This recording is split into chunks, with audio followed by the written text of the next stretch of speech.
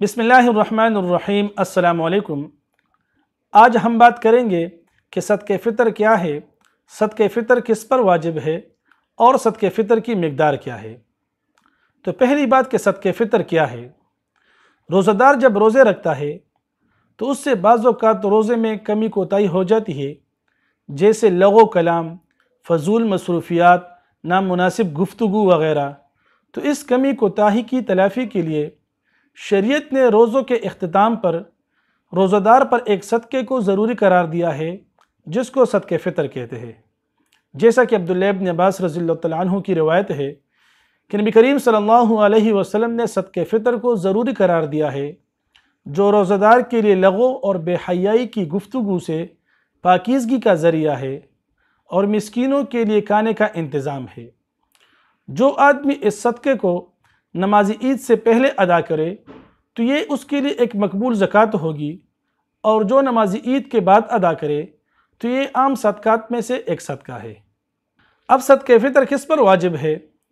تو جو مسلمان شخص اتنا مالدار ہو کہ اس پر زکوٰۃ واجب ہو، یا اس پر زکوٰۃ واجب تو نہ ہو لیکن اس کے پاس ضرورت سے زائد اتنا سامان ہو جس کی قیمت 52.5 تولہ چاندی یا 7.5 تولہ سونے کی قیمت کے برابر ہو، تو ایسے شخص پر عید کے دن اپنی طرف سے اور اپنے بچوں کی طرف سے صدقہ دینا واجب ہے۔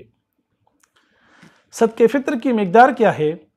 تو صدقہ فطر کی مقدار احتیاطاً 2 کلو گندم یا آٹا یا اس کی قیمت، یا 3.5 کلو جو یا اس کا آٹا یا اس کی قیمت، اس طرح 3.5 کلو کھجور یا کشمش یا اس کی قیمت جو بنتی ہو وہ ادا کرنا ضروری ہے۔ یعنی آج کل کی حساب سے 2022 کے حساب سے گندم کی جو قیمت ہے 2 کلو کی تقریباً 150 روپے بنتی ہے۔ اس طرح جو کی قیمت 350 روپے، کھجور کی قیمت 1260 روپے، اس طرح کشمش کی قیمت 2500 روپے بنتی ہے۔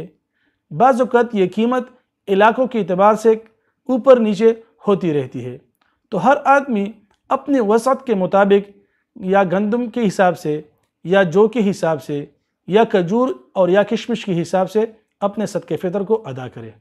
اللہ تعالیٰ اس مسئلے کو سمجھنے اور اس پر عمل کرنے کی توفیق عطا فرمائے۔